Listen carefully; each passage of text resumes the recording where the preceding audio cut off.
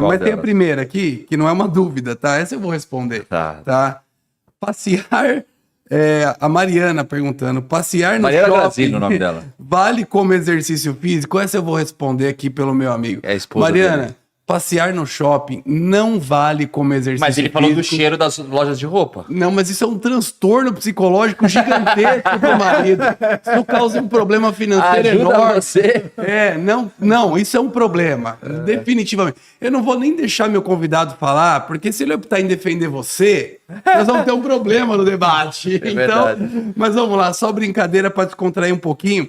Mas tem um caso aqui que é bem parecido com o meu, do Sandro Barbosa. Andando, ele anda ali pelo menos 8 quilômetros diariamente dentro de uma fábrica. É o meu caso, tá? Perfeito. Também. Com a pressão do dia a dia, ou seja, ele anda muito, mas tá toda hora ali com o pessoal perguntando coisas, celular tocando, pressão para produzir, para entregar, parte técnica, máquina quebrando, mas ele tá o tempo inteiro para lá e para cá, não para, ele não tem uma mesa que ele fica sentado.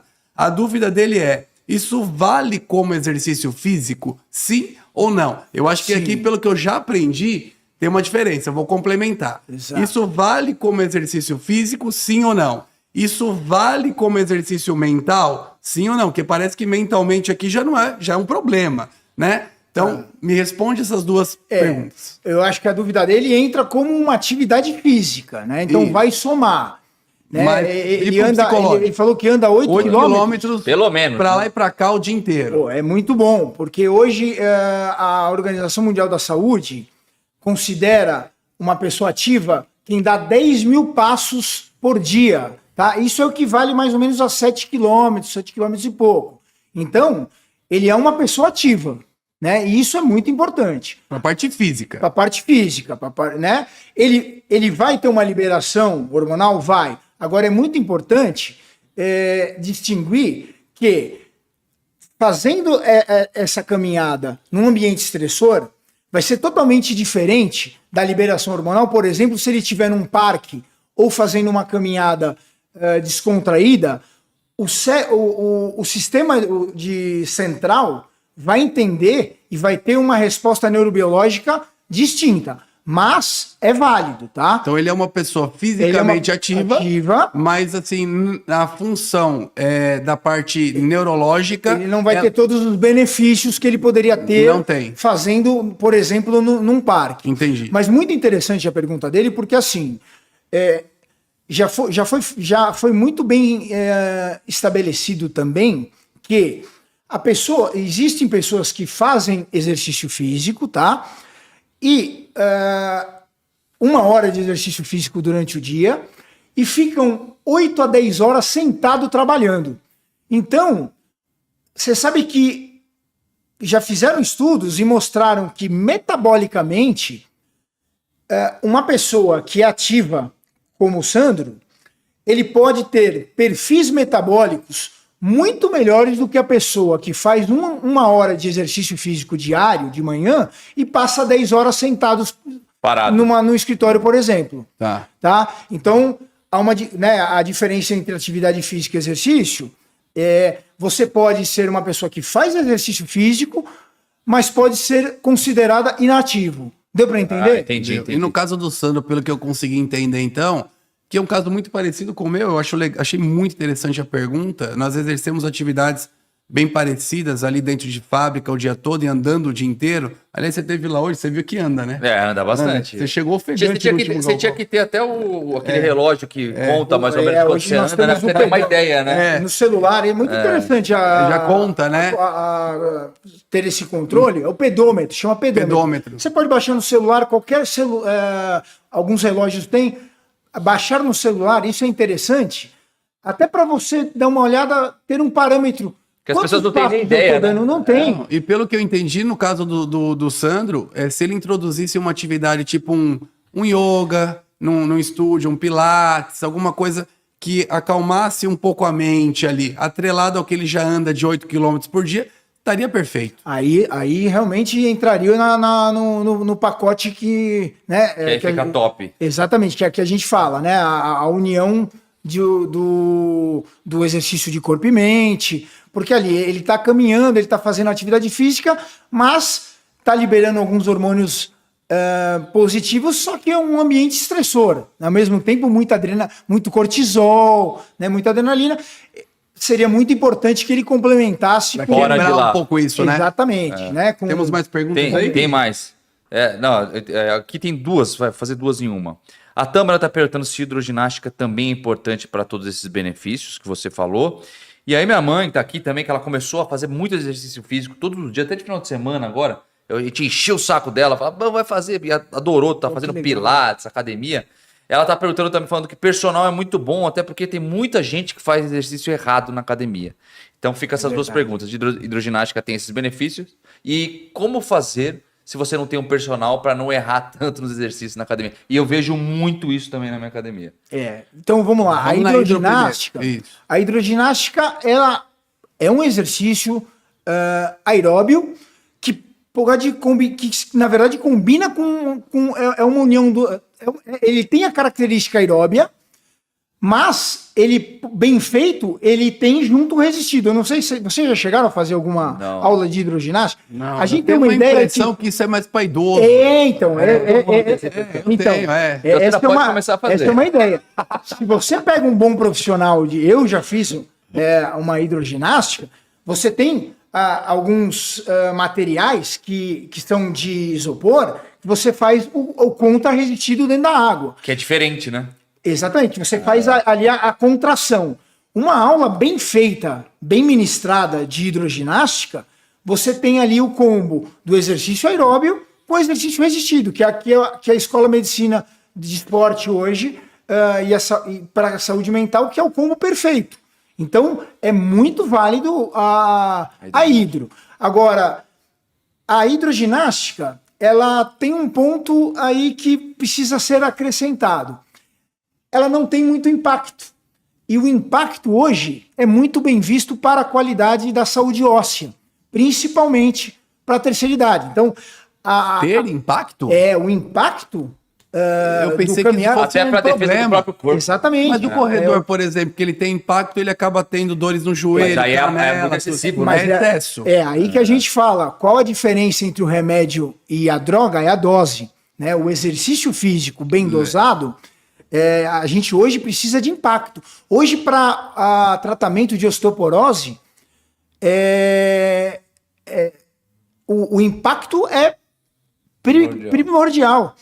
E a gente tem, lá de trás vem essa ideia da hidroginástica, né, para a terceira idade e tal, mas é o que eu falo para vocês, a gente vem evoluindo muito, os estudos vêm evoluindo muito, né, e tem que ter um complemento, né, a hidroginástica é bom, mas aí que entra o treinamento de força,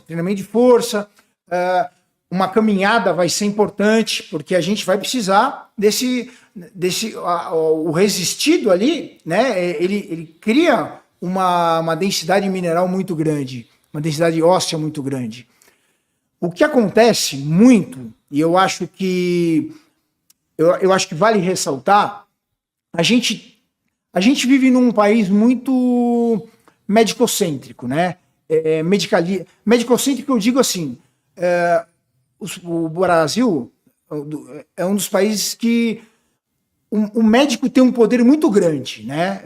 Eu trabalho hoje em equipes médicas e é muito importante ressaltar isso, porque assim, vem muitos alunos, às vezes, para a gente, de pacientes, com algumas recomendações, e o médico hoje ele não pode prescrever.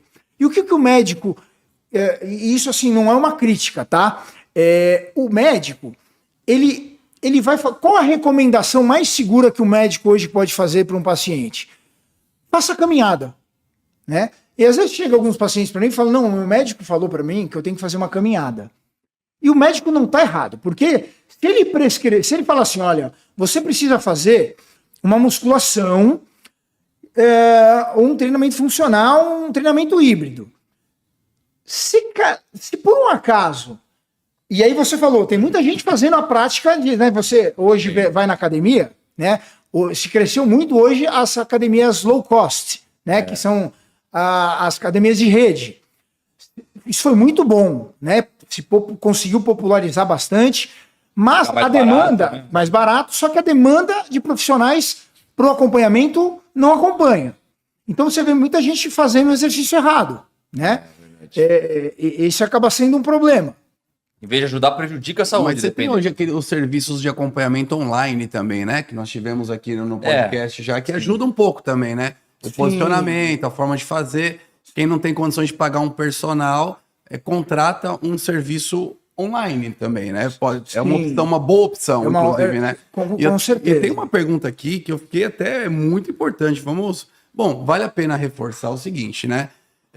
Professor, que tudo isso que você está falando aqui, obviamente, tem que estar com todos os exames em dia, tá fazendo um acompanhamento com cardiologista, semestralmente ou anualmente, dependendo da idade da pessoa. Isso é extremamente importante, né? Vale ressaltar isso, né? O check-up é muito importante, né?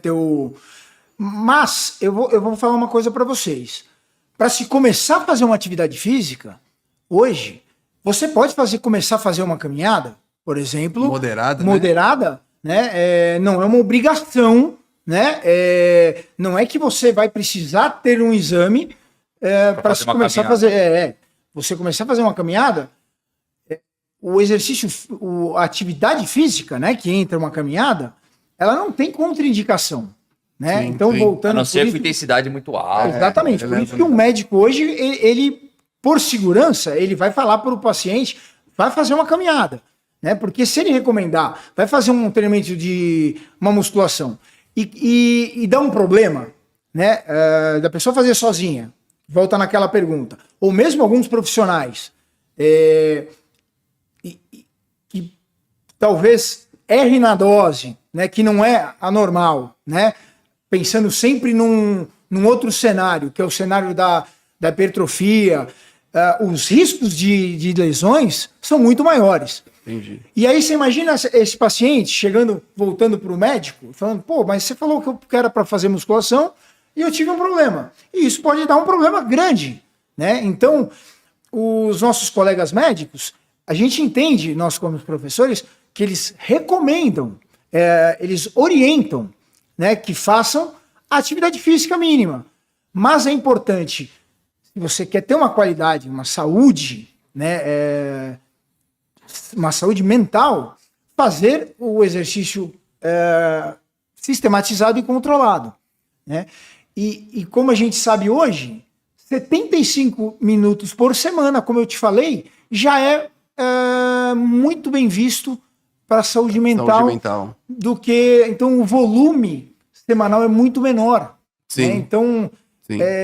Eu acho que aí a gente já consegue começar a desmistificar que o aluno, o paciente, ele não precisa ter aquela ideia que ele vai ficar 1 hora dentro de uma academia. É mais simples, né? Vai durar muito tempo, eu não tenho esse tempo. O cara que trabalha em indústria, de repente, fala, pô, tô sem tempo nesses últimos 5 meses, mas, pô... Dá uma desculpa pra não ir. Você sabe que a falta de tempo é o fator número 1 eu não vou falar que é desculpa, porque realmente muita gente, a gente vive num mundo acelerado, mas é um dos impedidores aí, número 1, né?